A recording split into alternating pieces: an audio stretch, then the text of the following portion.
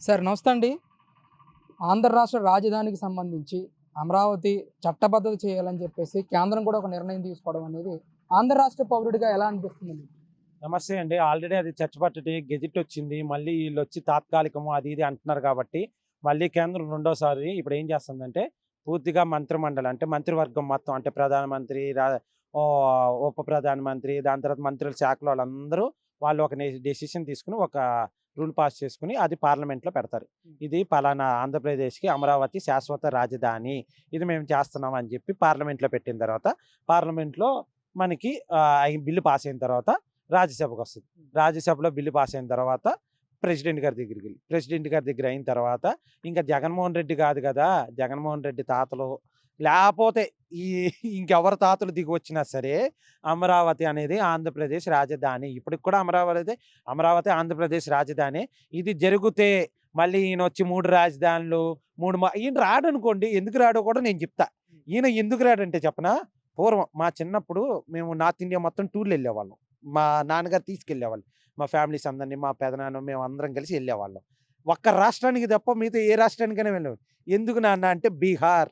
ఎందుకు నాన్న అంటే అక్కడ లాలూ ప్రసాద్ యాదవ్ అనేవాడు ఒకడుండేవాడు. జంగిల్ రాజ్యం అని చెప్పేవాళ్ళు.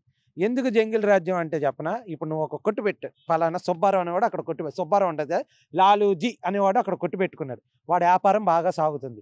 అరే! లాలూజీ గాడు ఎక్కడ స్థలాలు ఎక్కడ కొన్నాడు ఏంటనేది చూసుకుంటాడు. వన్ ఫైన్ డే లాలూజీ దగ్గరికి లాలూ ప్రసాద్ యాదవ్ మనుషులెళ్తారు. అరే అబ్బాయి! ఇదిగో ఇక్కడ పలానా యాదవ కాలనీలో నువ్వు ఈ స్థలం కొన్నావు. పలానా మెహందీ బజార్‌లో ఇది ఇది అన్నీ కొన్నావు. నాకిస్తావా? ఇవ్వా? అంటాడు. సరే వాడు భయమేసి ఏదో ఇచ్చి అక్కడి నుంచి ఏదో నెలకి మా వోడొస్తాడు. నెలకొక 5,000, 10,000. అరే! ఈ చదువుకుంటే ఏమొత్తదిరా బాబు! నీకు ఆడు కొట్టుకాడికి పోను నెలకొక 5,000 ఇస్తాడని చెప్పి ఒక జనరేషన్ నాశనం చేశాడు. లాలూ ప్రసాద్ యాదవ్. అతని కమ్యూనిటీనో ఏదో బేస్ చేసుకొని ఇప్పటికి కూడా లాలూ ప్రసాద్ యాదవ్ అంటే భయపడి సస్తున్నారు. అట్లానే జగన్మోహన్ రెడ్డి కూడా 2019, 24 మధ్యన భారతదేశం మొత్తం ఫారిన్ ఇన్వెస్ట్‌మెంట్స్ వైపు ఎదురు చూస్తుంటే, మనోడు వచ్చిందల్లా ఫుట్‌బాల్ తను. మీకొక యాడ్ కూడా గుర్తుంది. ఒంటెలు ఎళ్తుంటే ఏ వాటర్ క్యాన్ పడితే ఆ వాటర్ క్యాన్ వదిలేస్తుంటే బిస్లరీ వాటర్ క్యాన్ ఒకటే తాగుద్ది. అట్లనే ఈయన కూడా లూలు మాల్ వచ్చింది. తనే దాని తర్వాత జాకీ వచ్చింది. తనే విప్రో వచ్చింది. తన్నే టీసీఎస్ వచ్చింది. తన్నే గవర్నమెంట్ ఆస్తులు ఎక్కడున్నాయి? కావాలి అన్నట్టు గవర్నమెంట్ ఆస్తులన్నీ దాచుకో లేపోతే ఇయన్నీ ఇప్పుడు మన భవానీపురంలో జరిగిందే స్కాము.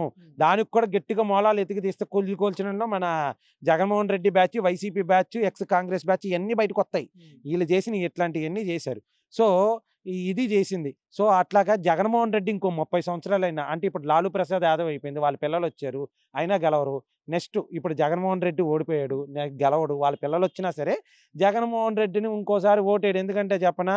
వీడు మళ్ళీ వచ్చిన తర్వాత నా ఆస్తి 6 నెలలకోసారి సచివాలయం దగ్గరికెళ్ళి నేనెందుకు సంతకం పెట్టాలి? అదేదో పథకం అంట. ఏదో పథకం పాపం గేమ్ చేంజర్ టీడీపీ వాళ్ళకి. ఆ! ఇల్లు మన ఆస్తుల గురించి అది ప్రతి 6 నెలలకోసారి ఈ ఆస్తి నాది అని మనం ఎళ్లి సంతకం పెట్టాలి నేనని చూపించు. ఇయన్నీ మాకెందుకొచ్చిన గోల? మేము ఏడ హైదరాబాద్‌లోనో, చెన్నైలోనో, బెంగుళూరులో, విజయవాడలోనో లేతే మా ఊర్లో పొలం ఉంది. 6 నెలలకోసారి నాన్న ఎళ్లి కనపడరా అంటే మాకెందుకు ఈ గోల? మాకు జగన్మోహన్ రెడ్డి ఒద్దు అని చెప్పి ప్రజలు నిర్ణయించుకొని ఇంకా జీవితంలో జగన్మోహన్ రెడ్డి అనేవాడు గెలవడు. ఈసారి 2029 ప్రజలకి రప్పా అవసరం లేదండి. ప్రజలకేం కావాలి? ఇప్పుడు ఒక బిలో మధ్య తరగతి కుటుంబం వాడేమనుకుంటున్నాడు? నా పిల్లలకి మంచిగా చదువు చెప్పాలి. ఆ! వే గవర్నమెంట్ స్కూల్‌లో పెడితే మంచిగా అన్నం పెట్టాలి. ఆన్ టైమ్ స్కూల్‌కి పుస్తకాలివ్వాలి. గవర్నమెంట్ హాస్పిటల్స్‌కెళ్తే మంచిగా వైద్యం జరగాలి. లేతే ప్రైవేట్ హాస్పిటల్‌కెళ్తే ఆరోగ్యశ్రీకో ఏదోటి జరగాలి. రోడ్లు బాగుండాలి ఊరు పోవాలంటే. మధ్య తరగతి, బిలో మధ్య తరగతి వాళ్ళకి పెట్టింది. ఇప్పుడు సూపర్ 6 పథకాలు. 3 గ్యాస్ బండ్లు సంవత్సరానికి ఇస్తున్నారు. ఓకే.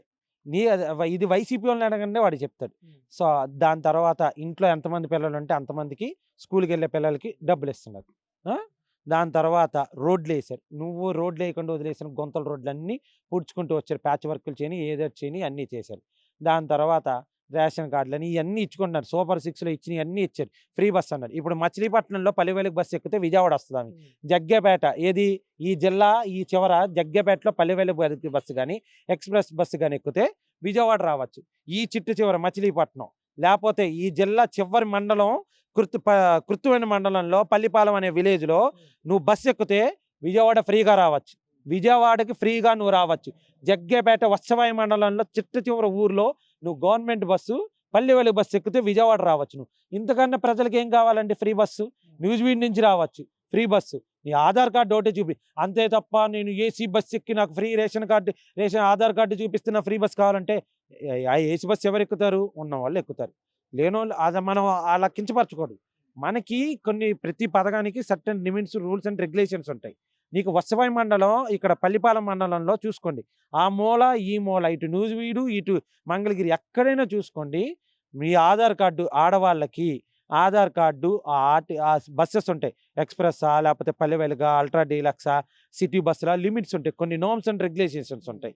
మనం ఇప్పుడు ఏదైనా పథకం లక్కీ డిప్లో వేయాలన్నా కింద టర్మ్స్ అండ్ కండిషన్స్ ఉంటాయి కదా, అట్లనే వాళ్ళు పెట్టారు. అంటే ఇదే అంశం మీద జగన్మోహన్ రెడ్డి గారు మాట్లాడుతూ సూపర్ 6 హామీలతో ప్రజలందరినీ మోసం చేస్తా ఉన్నాడు ఏం చంద్రబాబు చేశారు నాయుడు అని చెప్తున్నాడు. ఇప్పుడు నేను లాస్ట్ టైం చెప్పా, ఇప్పుడు ఏంటి రీకాల్ అన్నారు. రీకాల్ అన్నప్పుడు వాళ్ళ ఆవిడదే ఇప్పుడు సుబ్బారావు, వాళ్ళ ఆవిడ కృష్ణకుమారి, వైసీపీ కోరు ఐసీపీ. ఈ సుబ్బారావు అన్నాడు, ఏమే నేను బయటికి వెళ్ళి జగన్మోహన్ రెడ్డి గారు రీకాల్ చేయమన్నారు అని అనగానే, వాళ్ళ అలవాయ మూసుకు కూర్చోవా, మా మా మా- మీ మా అత్త మా అత్తగారికి అదే మీ అమ్మకి నెలకు పెన్షన్ 4,000 వస్తుందా? మా అమ్మకి పెన్షన్ 4,000 వస్తుందా? మన రోడ్లు వేసారా? మనకి 3 గ్యాస్ సిలిండర్లు ఇచ్చారా? ఫ్రీ బస్ ఇచ్చారా? రేషన్గా దాని తర్వాత రోడ్లు వేసారా? దాని డబ్బులు ఆన్ టైం వచ్చినాయా? కరెంటు శుభ్రంగా ఉందా? నాణ్యమైన కరెంట్ ఇస్తున్నారా? ఎల్లవయా నువ్వు ఎదవైంది కాక ఆయన ఎదవైంది కాక నిన్ను కూడా ఎదవం చేయడానికి అని చెప్పి మూసుకుని కూర్చోమని చెప్పి వాళ్ళ ఇంట్లో వాళ్ళే చెప్పారు. 1,000,000 సంతకాలు అన్నారు. 2 నెలలు అయింది. ఆ పీపీపీ మోడల్లో మెడికల్ కాలేజీ 1,000,000 సంతకాలు అన్నారు. ఇంతవరకు అతిగతి లేదు. సో ప్రజలు జగన్మోహన్ రెడ్డిని కానీ, వైసీపీ వాళ్ళని కానీ, వైసీపీ పార్టీకి సంబంధించిన వాళ్ళు కానీ ఎవరిని కూడా నమ్మట్లేదు.